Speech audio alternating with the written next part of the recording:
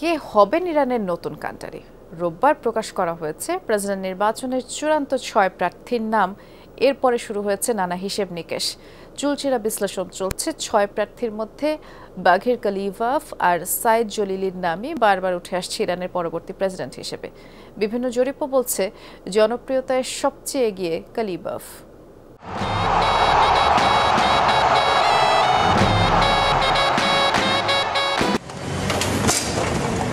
প্রকাশ করা হয়েছে ইরানের প্রেসিডেন্ট নির্বাচনের চূড়ান্ত প্রার্থী তালিকা। নির্বাচনে প্রার্থী হতে মনোনয়নপত্র জমা দিয়েছিলেন ৮০ জন, যাদের মধ্যে কেবল ৬ জনের নাম অনুমোদন দিয়েছে ইরানের গার্ডিয়ান কাউন্সিল। লড়াইয়ে টিকে থাকাদের মধ্যে সবচেয়ে আলোচিত প্রার্থী ইরানের পার্লামেন্টের স্পিকার বাঘের কালিবাফ। তারপরই আছেন ন্যাশনাল সিকিউরিটি কাউন্সিলের সর্বোচ্চ নেতা আয়াতুল্লাহ আলী খামেনির প্রতিনিধি সাইদ জলিলি।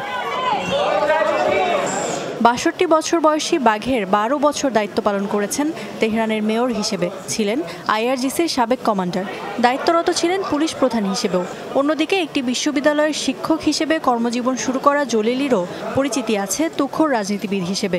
তিনিও ছিলেন আইআরজিসির কমান্ডার। ইরাক ইরান যুদ্ধে ছিল উল্লেখযোগ্য অবদান। স্থানীয় গণমাধ্যমগুলোও বলছে ৬ প্রার্থীর মধ্যে জনপ্রিয়তার দিক থেকে বাকিদের চেয়ে বেশ এগিয়ে এই দুই প্রার্থী।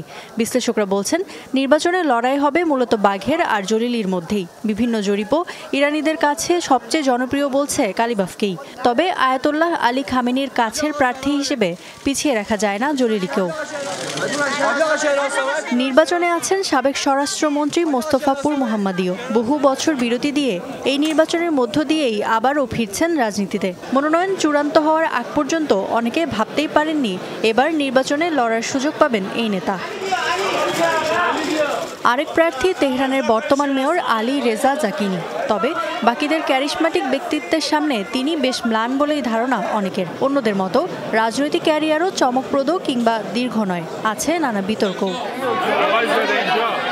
রক্ষণশীল রাজনীতিবিদ আমির হোসেন হাশিমিও জনপ্রিয়তায় ততটা এগিয়ে নেই।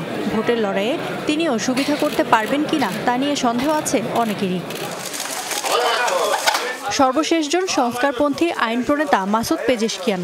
৬ প্রার্থীর মধ্যে তিনিই একমাত্র মধ্যপন্থী দলের প্রতিনিধি। তবে বিশ্লেষকদের মত কট্টরপন্থী কেউই হচ্ছেন ইরানের পরবর্তী প্রেসিডেন্ট। ইফাদার খন্দকার, যমুনা নিউজ।